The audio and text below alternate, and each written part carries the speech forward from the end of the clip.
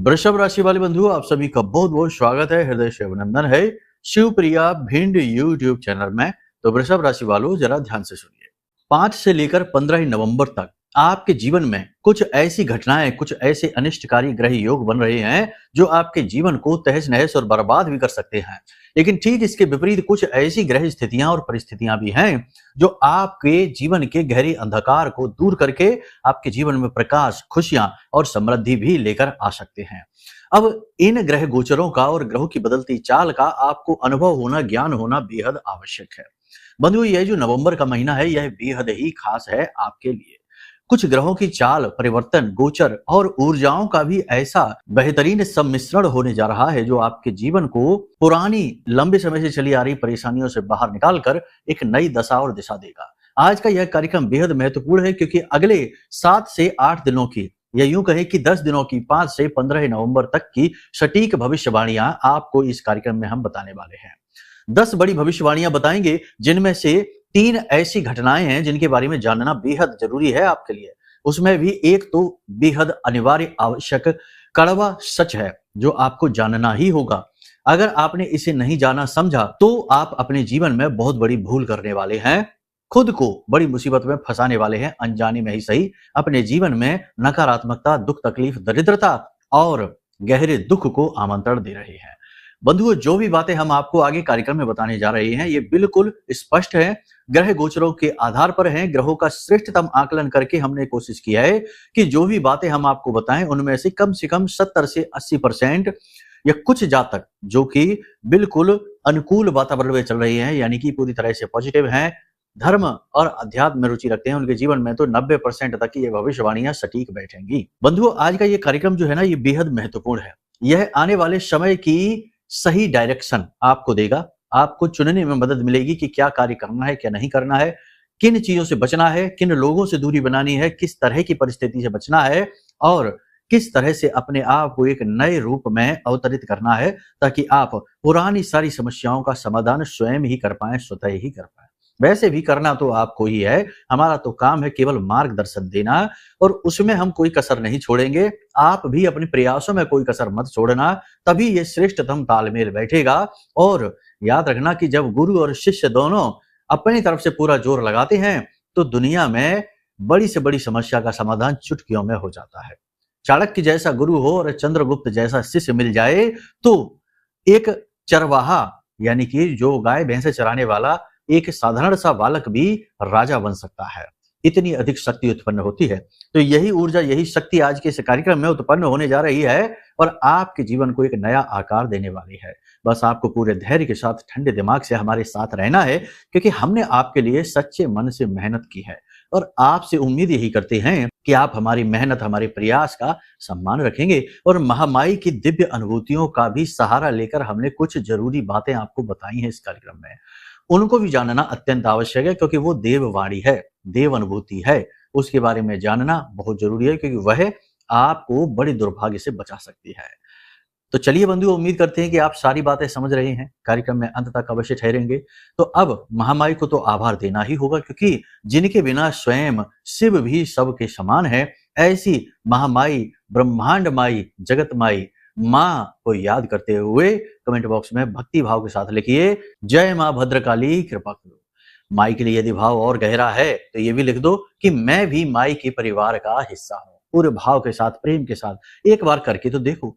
भाव यदि आपका प्रबल हो गया तो महामाई की दृष्टि आपके ऊपर अवश्य पड़ेगी ही।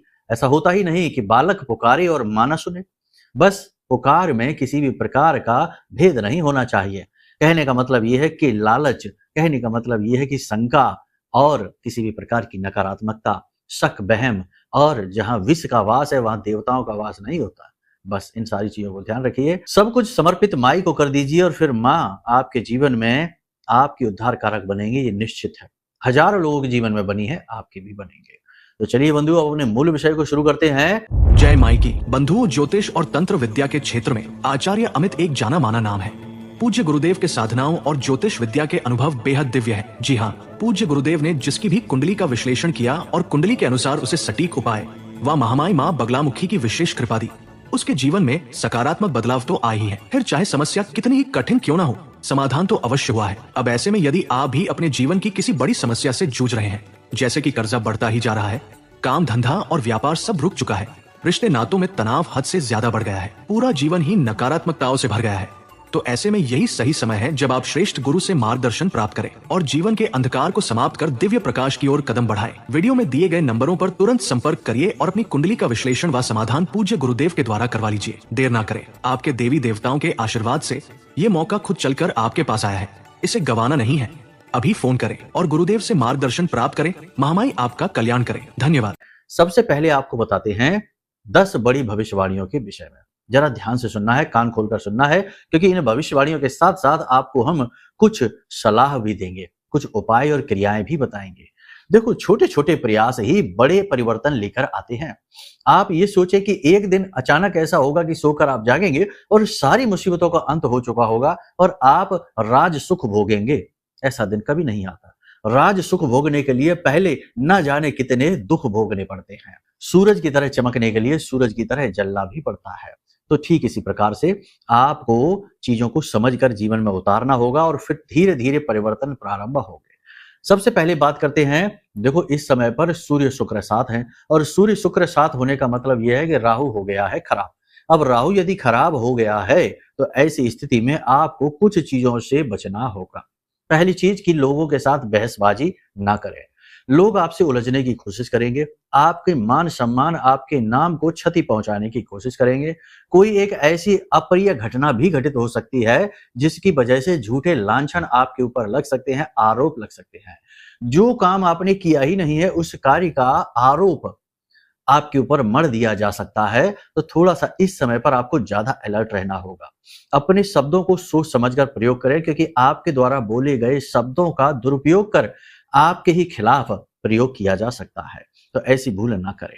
दूसरा यह है कि आपको अचानक से अपने शरीर के किसी विशेष भाग में दर्द का अनुभव होगा। दर्द अधिक होगा, दवाई लेनी पड़ सकती है। इसी के साथ साथ आपको शारीरिक कमजोरी का भी एहसास होगा।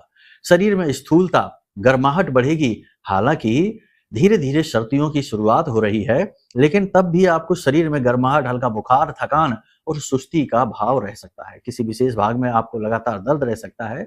बात लेकिन बिगड़ेगी नहीं, दवा आदि लेने से चीजें नॉर्मल हो जाएंगी। देखो, इस समय पर आपको अपने कागज, अपने जो डॉक्यूमेंट होते हैं ना, जरूरी कागजात होते हैं, बिल होते हैं, कोई रजिस्ट्री या कुछ भी होता है, कोई एग्रीमेंट वगैरह है, इन्हें बहुत संभाल कर रखना है।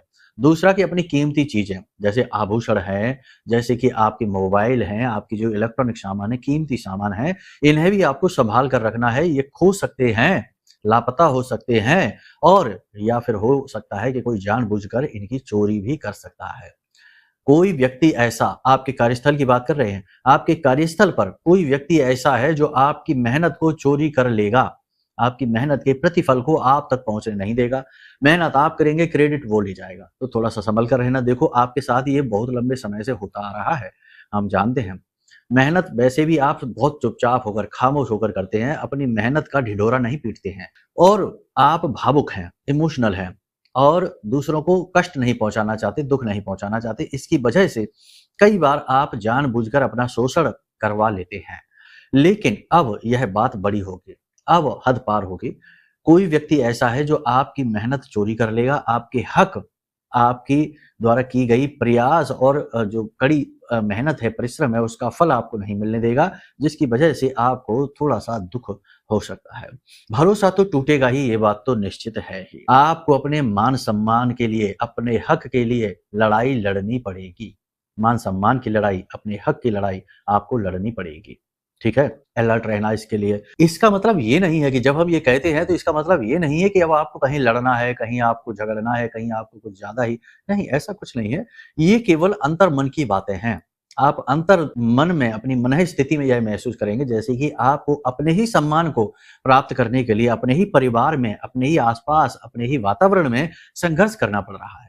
जो सम्मान, जो इज्जत के आप हकदार हैं, जिसके लिए आपने मेहनत की है, वो आपको मिल नहीं पा रही है, उसके लिए स्ट्रगल रहेगा। ये चीज है, बस इतनी सी बात है। आपके सामने एक बड़ी चुनौती खड़ी है, एक बड़ा चैलेंज है जो आपको बेचैन कर रहा है। आपकी कोई योजना है, किसी प्रकार का कोई विचार है जिसमें आप असफल होने का डर लग रहा है आपको, कोई योजना, कोई विचार है, कोई एक चुनौती है जिसमें असफलता आप सोच भी नहीं सकते हैं और इसमें असफल होने का डर आपको सताएगा। गुप्त रूप से आप अंदर ही अंदर थोड़े से कह सकते हैं कि कुढ़ जाएंगे या फिर कह सकते हैं कि अंतर्द्वंद आपके मन में रहेगा। आप किसी को इसके विषय में बताएंगे तो नहीं, लेकिन अंदर ही अंदर आप जलेंगे। लेकिन ठीक इसी के साथ साथ ऐसा भी होगा कि आपका मनोबल भी बढ़ेगा। देखो, एक तरफ डर है, दूसरी तरफ आप स्वयं हैं, तो आप कमजोर नहीं हैं, आपका मनोबल तो बढ़ेगा। कोई अनजानी शक्ति आपका साथ देगी, आपके मनोबल को बढ़ाएगी। गुरु उच्च के हैं तो सीधी सी बात है कि ये आपको मनोबल तो देंगे ही, आपकी आध्यात्मिक उन्नति तो कराएंगे ही। पूजा पाठ के प्रति आपकी रुचि बढ़ेगी, अध्यात्म के प्रति आपकी रुचि बढ़ेगी। आप कोई विशेष प्रकार की पूजा पाठ अनुष्ठान कर सकते हैं, मंदिर जा सकते हैं, तीर्थ यात्राओं पर भी आप जा सकते हैं। तो ये तो अच्छी बात है, लेकिन ये जो मनोबल बढ़ने की बात है, ये होगी तभी जब आप आध्यात्मिक प्रवृत्ति के रहेंगे। सबसे बड़ी बात यहाँ पर यह है कि आपको अपने ऊपर नियंत्रण रखना है इस समय और काल पर। ये जो 10 दिन का समय है, इस समय और काल पर नियंत्रण अत्यंत आवश्यक है। किसी के साथ बहस नहीं करनी है, अपनी चीजों को किसी को देना नहीं है, सोच समझ कर देना है। कर्जा किसी को भी नहीं देना है, कर्जा दिया तो वापस आने की संभावनाएं बहुत ही कम है। और सबसे बड़ी बात कि किसी से जरूरत से ज्यादा उम्मीदें नहीं करनी है, किसी की गारंटी, किसी की जमानत आपको नहीं लेनी है। ठीक है। विद्यार्थियों का मन थोड़ा सा अशांत रहेगा, अपने ऊपर ही शंका होगी, अपने ऊपर ही थोड़ा सा इनको भेद लगेगा, शंकाएं रहेंगी कि कहीं कामयाब होंगे कि नहीं होंगे, किसी प्रकार का डर सा इनको रहेगा। पढ़ाई से इनका थोड़ा सा मन भटकेगा, इधर उधर की चीजों में टाइम पास करते दिखाई दे रहे हैं, मनोबल कमजोर दिखाई देगा, कॉन्फिडेंस लेवल थोड़ा सा डाउन दिखाई देगा। हालांकि जो उच्च शिक्षा हासिल कर रहे हैं ऐसे विद्यार्थियों के मन में थोड़ा सा कॉन्फिडेंस तो बढ़ा रहेगा, लेकिन शंकाएं तो इनके लिए भी रहेंगी। स्वास्थ्य की बात करें यदि, तो विद्यार्थियों को किसी प्रकार की चोट लगने की संभावना है, गिरने फिसलने की संभावना है, किसी के साथ विवाद या झगड़ा होने की संभावना भी है। प्रेमियों की बात करें तो प्रेम संबंध में कोई विशेष समस्या नहीं है, बस आपसी तालमेल को बनाकर रखना है। थोड़ी बहुत खटपट हो सकती है, लेकिन जल्दी ही मेल मिलाप भी हो जाएगा, कोई टेंशन की बात नहीं है। दाम्पत्य जीवन की बात करें तो जीवन साथी का व्यवहार आपको अच्छा लगेगा, आपका मनोबल बढ़ेगा, आपका जो है ना मानसिक भावनात्मक तौर पर संतुष्टि का एहसास आपको रहेगा। जीवन साथी आपके आत्मविश्वास को बढ़ाएंगे, आपको सही सलाह देंगे, आपका मार्गदर्शन करेंगे, आपके लिए पथ प्रदर्शक का कार्य करेंगे। परंतु जीवन साथी की सेहत थोड़ी सी खराब रहेगी, दिनों दिन गिरती सेहत आपकी चिंता का विषय रहेगी। यदि आपके जीवन साथी किसी कैरियर में हैं, तो कैरियर पर भी उनके थोड़ी सी आंच आएगी, किसी प्रकार की टेंशन खड़ी होगी, जिसकी वजह से भी आप थोड़े से परेशान रहेंगे। तो कुल मिलाकर ये जो समय और काल है थोड़ा सा कठिन है, अलर्ट रहने का समय है, सावधान रहेंगे तो बचे रहेंगे, कोई बड़ी समस्या नहीं है। अब 3 बातें हैं जिन पर आपको विशेष ध्यान देना है। पहली चीज कि पैसे का लेन देन खुद करें, किसी दूसरे व्यक्ति को बीच में लेकर ना आए। दूसरी चीज कि वाहन आदि संभल कर चलाएं, किसी प्रकार की दुर्घटना, खास तौर से अग्नि से भी आपको भय है, बिजली से, इलेक्ट्रिसिटी से और अग्नि से भी आपको भय है, तो थोड़ा सा अलर्ट रहने की आवश्यकता है। सिर में किसी प्रकार की चोट लगने का भी डर है, तो थोड़ा सा संभल कर रहना है। और सबसे बड़ी बात कि अपनी सेहत का विशेष ख्याल रखिए, खान पान का विशेष ख्याल रखिए, योग प्राणायाम और अध्यात्म अवश्य करिए। कम से कम सुबह के समय कोशिश करिए कि 15-20 मिनट या आधे घंटे के लिए आंख बंद करके विचार शून्य होने की कोशिश करिए, ध्यान अवश्य करिए, ये आपके लिए बहुत जरूरी क्रिया है। ठीक है।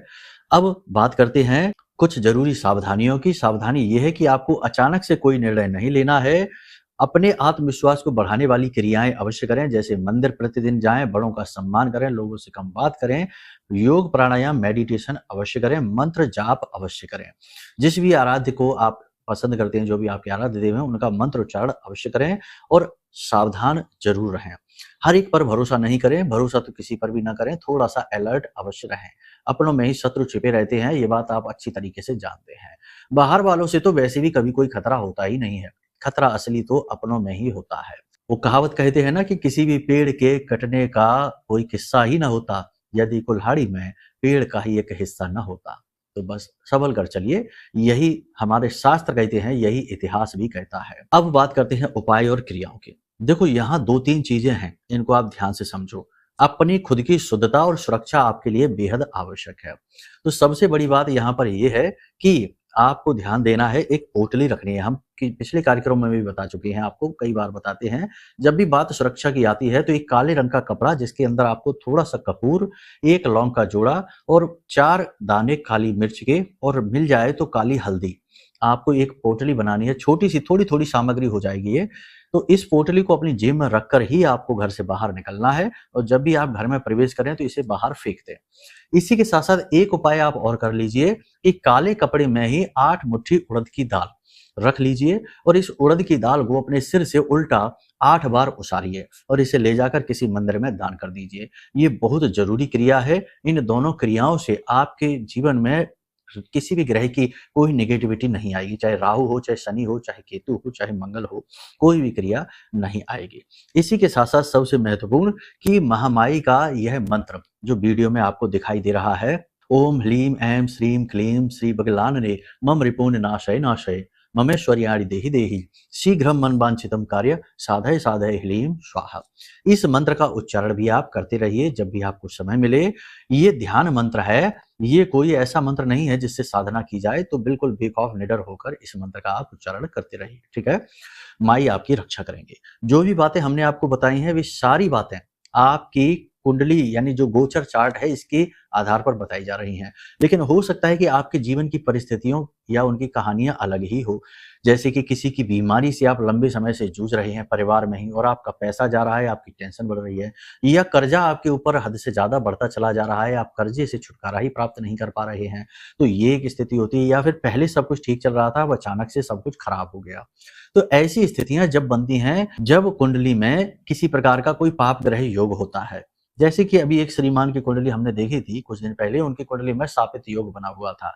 मतलब कि पुरखे पूर्वजों के किए गए जो काम हैं, कर्म हैं, उनकी सजा इन्हें भोगनी है। तो ऐसा ही हुआ कि उनके परिवार में उनके पिताजी ने कर्जा बहुत अधिक ले लिया, जिसे चुकाने के लिए इन्हें भी कर्जा लेना पड़ा, और पूरा परिवार गिरवी रख गया, यानी घर भी गिरवी रख गया, कहने का मतलब प्रॉपर्टी भी गिरवी रख गई, और आज बुरी हालत में है, परेशान है। तो ये दोष अगर पहले पता होता इनको तो ये थोड़ा सा संभल कर चलते, इसका इलाज कर लेते, उपाय हो जाता। उपाय हो जाने से इसकी शक्ति कमजोर हो जाती, तो हो सकता है कि इनके पिताजी कर्जा ही न लेते, कोई ऐसा कार्य ही ना करते, इनकी मानसिकता ही बदल जाती। आखिर आपकी या किसी भी व्यक्ति की जातक की जो मानसिकता होती है वह भी तो ग्रह की ऊर्जाओं से प्रभावित होती है। तो बहुत सारे ऐसे योग होते हैं जो कुंडली में होते हैं और जो जातक को लगातार प्रताड़ित करते हैं। लंबे समय तक इन योगों का यदि उपाय न किया जाए तो होता यह है कि इनकी भयंकर नेगेटिव एनर्जी जातक को चारों तरफ से जकड़ लेती है, घेर लेती है। फिर स्थिति यह बनती है कि जातक चाहकर भी किसी भी उपाय क्रिया से, किसी भी पूजा पाठ अनुष्ठान से भी इन समस्याओं से छुटकारा प्राप्त नहीं कर पाता है, क्योंकि वो नेगेटिविटी सब कुछ सोख लेती है, जातक को कभी सुखी होने नहीं देती। तो इसके लिए अगर कुंडली दिखाई जाए और उसके उसी दोष का समाधान कर दिया जाए उपायों के माध्यम से, तो वह नेगेटिविटी भी हट जाती है। और दूसरा कि नेगेटिविटी को हटाने के लिए यह जो महारक्षक कवच है, यह जो हमने निर्मित किया है, ब्रह्मास्त्र विद्या मां बगलामुखी के सिद्ध मंत्रों से जागृत है और अभिमंत्रित है। तो हम यही करते हैं कि हम लोगों से कहते हैं कि पहले इस कवच को मंगा लो, फिर अपनी कुंडली का आकलन करा लो। कवच का कार्य रहेगा कि इस समय पर आपके जीवन में जो भी नकारात्मकता है उसे तुरंत काट डालेगी, क्योंकि ये ब्रह्मास्त्र विद्या है, अचूक हैं, इनका वार कभी खाली नहीं जाता है। और दूसरा ये होगा कि कुंडली के उपाय करने से जो कुंडली का दोष है वह कमजोर पड़ जाएगा। तो फिर क्यों नहीं जीवन में खुशियां आएंगी, क्यों नहीं दुखों से मुक्ति प्राप्त होगी। हमने ऐसे ऐसे लोग देखे हैं जो लाखों के कर्जे में है और एक एक दो दो महीने में ही उनके जीवन से कर्जा दूर हो गया, वे खुश हो गए। तो आप भी ये निर्णय लीजिए। ये सारी बातें हम बताते ही इसलिए हैं ताकि आप प्रेरित हो और अपने जीवन के दुखों को जाना, कष्टों को समझे कि क्यों है ये कष्ट, और उन्हें मिटाने के प्रयास करिए। ठीक है, तो चलिए बंधु, आज के इस कार्यक्रम को यहीं विराम देते हैं। हमने जो कुछ भी बताया है इन बातों को जीवन में उतारिए। सारी बातें हमने आपको निष्पक्ष तौर पर बता दी हैं, कोई लाग लपेट नहीं है, कोई भी इधर उधर की बात नहीं है। ठीक है, तो चलिए बंधु, महामाई को याद करिए, प्रेम से मन में माई का आवाहन करते हुए बोलिए, जय माई की जय, मां बगलामुखी। हमारे प्रिय और परम पूज्य आचार्य जी ने अपनी साधनाओं के अनुभवों पर आधारित शक्तिशाली उपाय और क्रियाओं के माध्यम से हजारों लोगों के जीवन को पूरी तरह से बदला है। आचार्य जी के द्वारा बताया गया हर एक उपाय इतना सटीक और कारगर होता है कि जो भी इसे पूरे भाव के साथ कर लेता है उसे साक्षात महामाई की कृपा और आशीर्वाद प्राप्त हो जाती है। इसलिए निसंकोच इन उपायों को पूरे भाव के साथ करिए आपका कल्याण होगा। जय माई की।